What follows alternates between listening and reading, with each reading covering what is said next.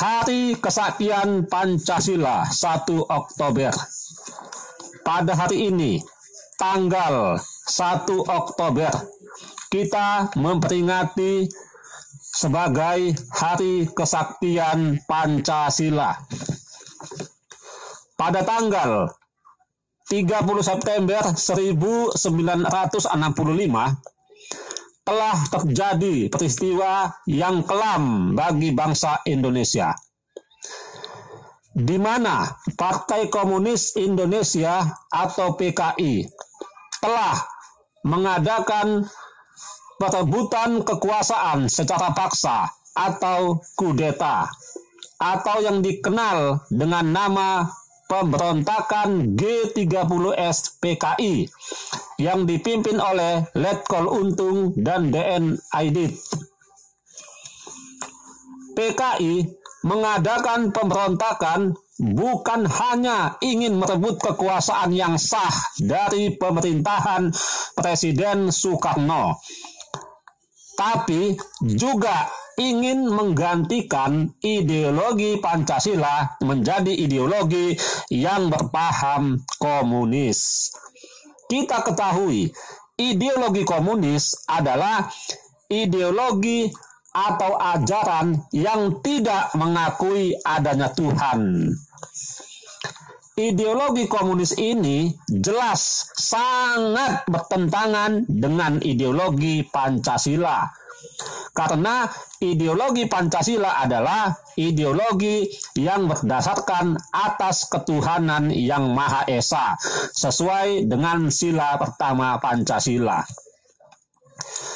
Tentu saja bangsa Indonesia dan saya juga tidak setuju kalau ideologi Pancasila diganti menjadi ideologi komunis.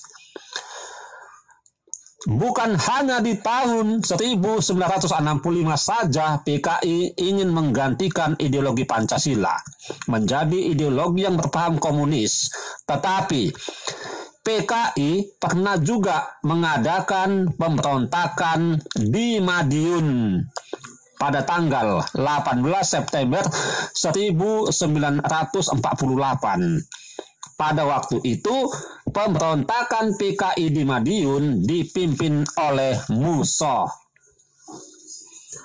Tetapi, untunglah pemberontakan PKI di Madiun tidak berhasil menggantikan Pancasila menjadi ideologi komunis.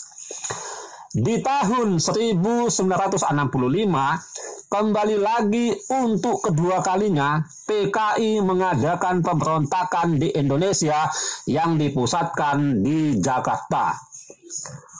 Niat busuk PKI ini ingin menggantikan Pancasila menjadi ideologi yang berpaham komunis dan merebut kekuasaan secara paksa sangat ditentang oleh para perwira tinggi TNI Angkatan Darat yang dipimpin oleh Jenderal Abdul Haris Nasution dan Letnan Jenderal Ahmad Yani.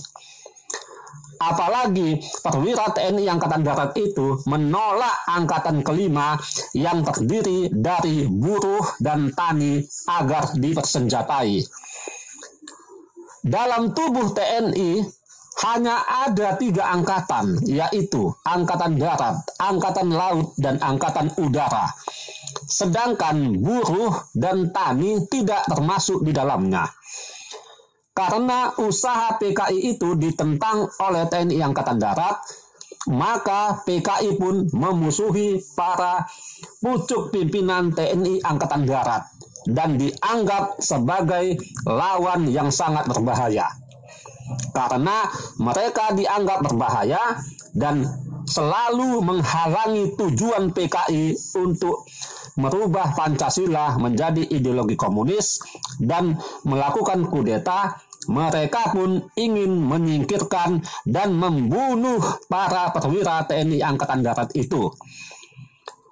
Aksi PKI itu ditandai pada malam hari tanggal 30 September 1965 dan menjelang dini hari tanggal 1 Oktober 1965 PKI berhasil melakukan aksi yang sangat biadab dengan membunuh 6 orang perwira TNI Angkatan Darat dan 1 orang perwira pertama TNI Angkatan Darat.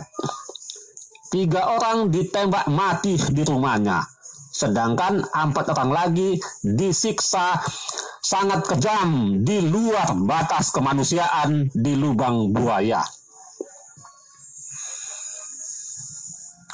Adapun 6 orang perwira tinggi TNI Angkatan Darat yang tewas dibunuh PKI adalah Letnan Jenderal TNI Ahmad Yani, Maijen TNI R. Suprapto, Maijen TNI S. Parman, Maijen TNI MT Haryono, Brigjen TNI DI Panjaitan, Brigjen TNI Sutoyo Siswo Miharjo, dan Letnan 1 Pierre Andreas Tendean.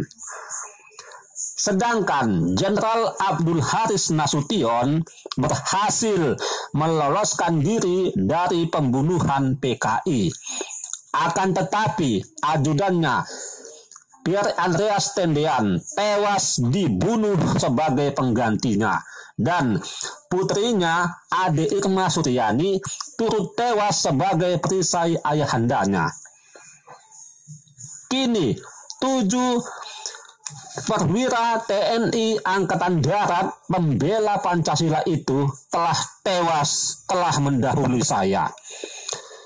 Walaupun mereka sudah tiada, namun jasa-jasanya menyelamatkan Pancasila dari bahaya komunis tidak akan pernah kita lupakan sampai kapanpun.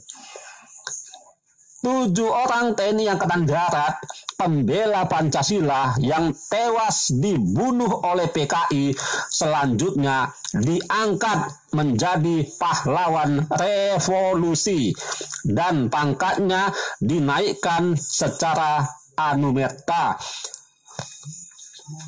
Selamat jalan pahlawanku, pembela Pancasila.